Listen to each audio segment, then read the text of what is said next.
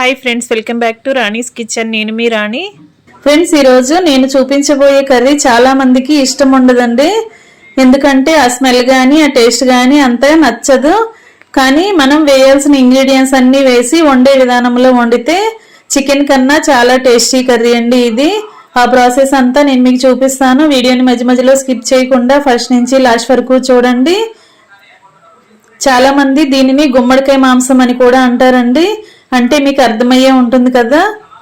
పంది మాంసం ఎక్కువగా ఇష్టపడిన వారే ఉంటారండి ఈ కర్రీని. కానీ స్పైసీగా టేస్టీగా కూడా వండుకోవచ్చు. అలా మనం ఇంట్లో వండి పెట్టామంటే అందరికీ కూడా నచ్చే విధంగా ఉంటుంది. 1/2 కేజీ పంది మాంసం తీసుకుని చిన్న చిన్న ముక్కలుగా కట్ చేసుకుని బాగా ఉప్పు నీళ్ళతో కడుక్కుని శుభ్రం చేసుకుని ప్లేట్లో పెట్టుకోండి. ఇలా నేను చూపించిన సైజులో కట్ చేసుకోండి. 2 మీడియం సైజు ఉల్లిపాయలు సన్న ముక్కలుగా కట్ చేసుకోండి. 2 పచ్చిమిర్చి కూడా రౌండ్ ముక్కలుగా కట్ చేసుకోండి. మసాలా దినుసులు చూడండి, 2 అంగుళాల అల్లం తీసుకోండి, 10 వెల్లుల్లి రెబ్బలు తీసుకోండి, 1 టేబుల్ స్పూన్ ధనియాలు తీసుకోండి, 1 టేబుల్ స్పూన్ జీలకర్ర తీసుకోండి, కొన్ని ఎండు కొబ్బరి ముక్కలు తీసుకోండి, 10 లవంగాలు, 2 దాల్చిన చెక్క ముక్కలు తీసుకోండి, 5-6 మిరియాలు, 2 ఇలాచీ తీసుకోండి. ఇలా నేను చూపించిన మసాలాలన్నీ కూడా మిక్సీ జార్లో వేసుకోండి.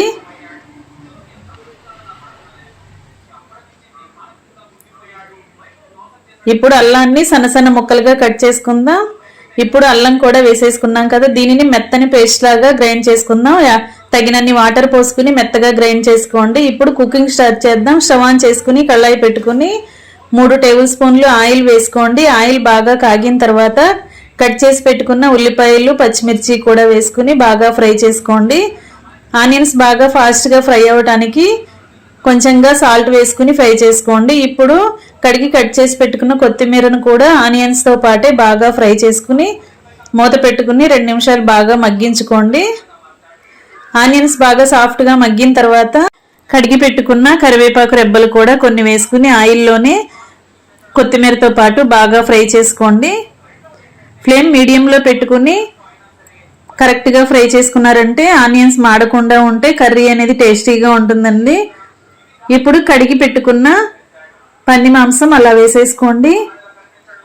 ఇలా ఆనియన్స్తో పాటే కర్రీ కూడా వేసేసుకున్నామంటే దానిలో ఉన్న వాటర్ అన్నీ కూడా రిలీజ్ అవుతాయి. 1/2 టీ స్పూన్ పసుపు వేసుకుని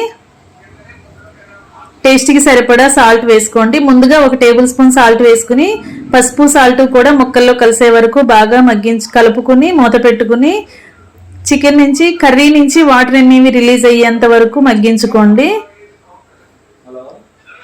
కొంచెం సేపు మగ్గిన తర్వాత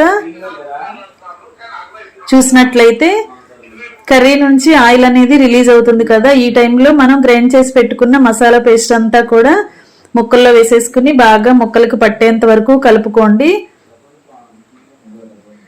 ఇలా మసాలా ఈ టైంలో వేసుకున్నామంటే టేస్ట్ అంతా కూడా ముక్కలకు పడుతుందండి. కర్రీ అనేది టేస్టీగా ఉంటుంది. బాగా మగ్గించుకున్న తర్వాత కర్రీ నుండి ఆయిల్ రిలీజ్ అయ్యే వరకు బాగా ఫ్రై చేసుకోండి. అడుగున మాడకుండా ఎప్పటికప్పుడు గరిటెతో కలుపుకుంటూ ఫ్రై చేసుకోండి. ఈ కర్రీలో ఆయిల్ అనేది ఎక్కువగా ఫ్యాట్ అనేది ఎక్కువగా ఉంటుందండి. మనం కుక్ చేసేటప్పుడు ఆనియన్స్ ఫ్రై చేసేటప్పుడు ఆయిల్ తక్కువగా వేసుకుంటే కర్రీ నుండి రిలీజ్ అయిన ఆయిలే కర్రీకి సరిపోతుంది. 4 టేబుల్ స్పూన్లు కారము, టేస్ట్కి సరిపడా సాల్ట్ వేసుకుని ముక్కలు ములిగేంత వరకు వాటర్ పోసుకోండి. నేను 1.5 గ్లాసులు వాటర్ పోసానండి. ఇప్పుడు వాటర్ అంతా కూడా కర్రీలో కలిసే వరకు బాగా కలుపుకుని ముక్కలన్నీ వాటర్లోకి సర్దుకుని మూత పెట్టుకుని ఉడికించుకోండి. ఒక 5 నిమిషాలు హై ఫ్లేమ్లో బాగా ఉడికించుకున్నట్లయితే గ్రేవీ అంతా చిక్కబడటం స్టార్ట్ అవుతుందండి. ఈ టైంలో కడిగి కట్ చేసి పెట్టుకున్న కొత్తిమీర ఆకుల్ని అలా వేసేసుకుని కర్రీలో కలుపుకోండి. మనం ఈ కర్రీని చపాతీకి పుల్కాలకి సర్వ్ చేసుకోవాలి అనుకుంటే గ్రేవీ కొంచెం ఎక్కువగా ఉన్నప్పుడే స్టవ్ ఆఫ్ చేసుకోవచ్చండి. ఇలా కర్రీ ఉడుకుతున్నప్పుడు ఒక ముక్కని తీసుకుని గిన్నెలో వేసుకుని టేస్ట్ చూడండి. సాల్ట్ కానీ కారం కానీ సరిపోకపోతే యాడ్ చేసుకోండి.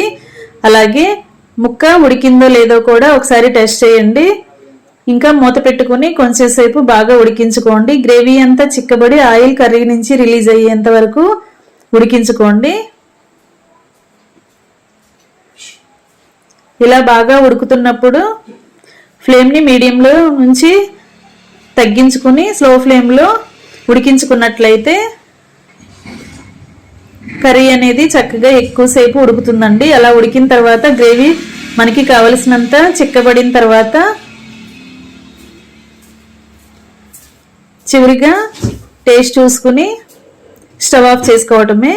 ఎంతో టేస్టీగా ఉండి పంది మాంసం రెడీ అయిపోయింది. మీకు గనక ఈ వీడియో నచ్చినట్లయితే లైక్ చేయండి. అలాగే ఈ రెసిపీ మీ ఫ్రెండ్స్కి ఫ్యామిలీ మెంబర్స్కి షేర్ చేయండి. మీరు గనక ఎప్పుడైనా ఈ కర్రీ తెచ్చుకున్నట్లయితే నేను చూపించిన ప్రాసెస్లో కుక్ చేసి ఫ్యామిలీకి సర్వ్ చేయండి. టేస్ట్ చాలా చాలా బాగుంటుందండి. మరొక రెసిపీతో మళ్ళీ కలుద్దాం. Thanks for watching. నేను మీ రాణి.